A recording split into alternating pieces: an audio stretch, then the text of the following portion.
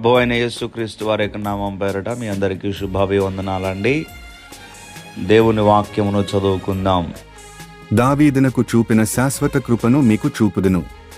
దేవుడు ఈ వాక్యమును దీవించునుగాక. దయచేసి ప్రార్థన చేసుకుందాం. జాలి కలిగిన దైవమా, మీ ఘనమైన నామమును బట్టి వందనములు.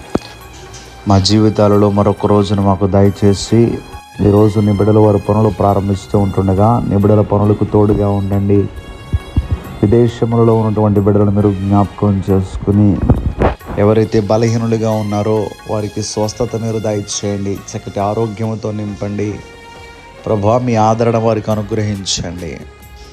అలాగనే ప్రతి బిడ్డని ప్రభువా మీరు జ్ఞాపకం చేసుకొని ఈరోజు అంతా సంతోషంగా ఉండులాగున మీ సన్నిధి యొక్క సహాయమని బిడ్డలకి దయచేసి ఆధ్యాత్మికంగా ఇంకా నీ బిడ్డలకు అభివృద్ధిని దయచేయమని యేసుక్రీస్తు వారి యొక్క నామం పేరట అడిగి వేడుకుంటున్నాం తండ్రి. ఆమేన్, ఆమేన్, ఆమేన్.